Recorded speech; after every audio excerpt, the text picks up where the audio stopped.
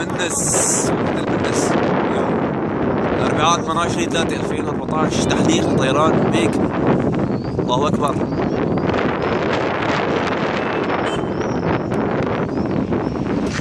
الطائرة الثالثة على التوالي تنفذ غارات في البلدة.